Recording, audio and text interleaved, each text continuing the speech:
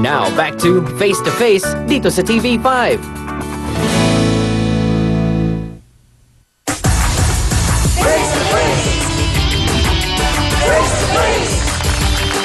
Mga kapatid, kanina po, tinanong ko si Jennifer na kapatid po ni Jeneline kung anong klaseng anak. At ang sabi nga niya, inutusan lang daw siya ng tatay na kumuha ng tubig. Nagalit na si Jeneline, ganun ba? Anong ginawa niya? Nagsasagot po. Hmm. Tapos pinatigil niya na kung anong pinagsasabi na raw po ng tatay ko.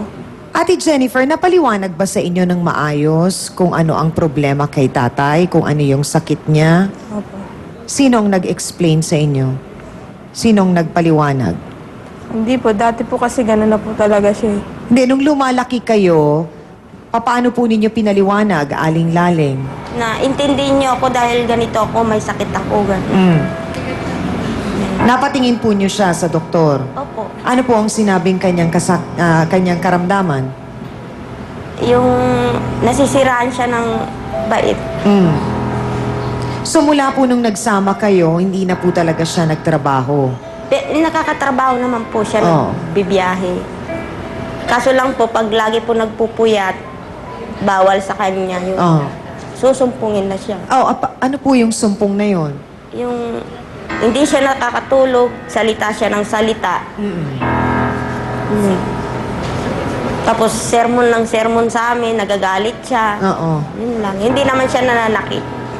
Hindi mo kayang unawain yon, Jeneline? Kaya po, nauunawaan ko nga po. Oo. Kaso nga Bakit po, nung pag- inutusan ka lang na kumuha ng Hindi po, tubig, nagalit magaling, ka na? Pag magaling na po yun, ganun din po ugali nun. Mas grabe pa sa ugali ko. Oo nga, pero nandun na tayo, Jeneline. Ikaw kasi yung mas nakakaunawa, hindi ba? Unawa ko nga po. Ikaw yung nasa tamang katinuan, hindi ba? So, tatay mo yan. Kahit papano, kailangan bigyan mo ng mas mahabang Kaso pangunawa.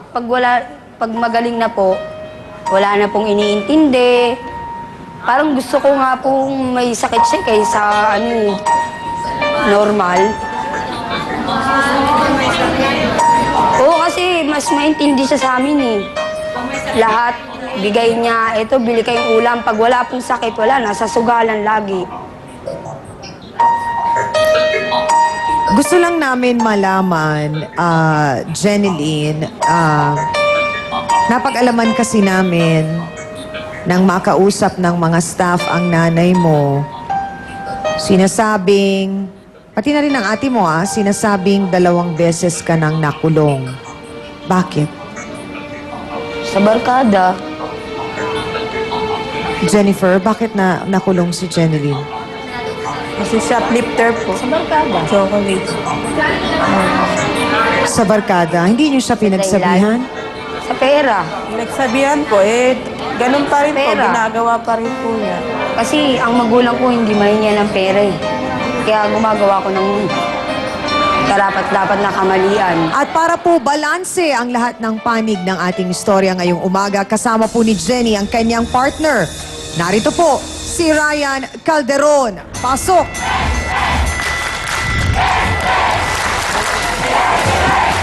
Ryan, alam mo ba yung nangyaring pinalo ni Jeneline ng hanger ang anak ninyo? Umuwi po siya niyan, ma'am. Ha? Umuwi po siya. So hindi mo yun nabalitaan? Hindi po. Hindi mo nalaman yung nangyaring yun? Kinabukasan. Kinabukasan, sinong nagsabi sa'yo? Yung taga saan nila po. O, anong ginawa mo nung nalaman mo? Na inano niya daw yung anak namin na inano niya ng hanger po. Oh, kinausap mo ba si Jeneline bilang siya ang ina ng mga anak mo? Apo, ma'am. Anong sinabi mo? Huwag ka naman ganun, na minamahal mo yung anak natin eh.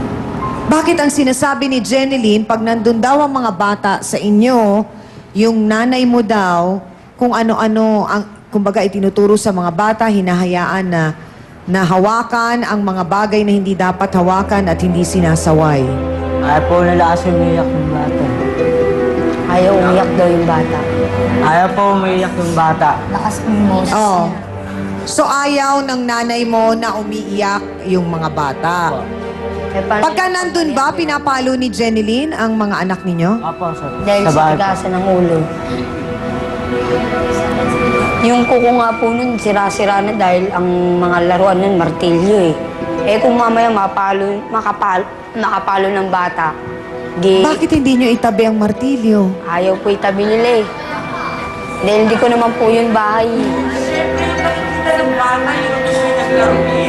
Hindi naman niya kasi alam pa, Jeneline, na nakakasakit Sila po. yung martilyo. Eh bakit hindi nyo itabi ang mga gamit? Sa kanila po yung bahay.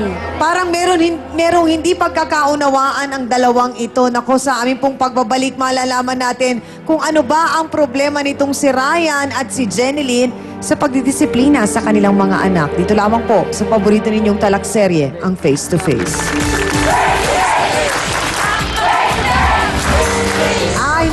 So ang sinasabi mo, Ryan, hindi nagkukusa sa gawaing bahay si Jeneline, kaya nagagalit ang mga magulang May mo. mga kusa?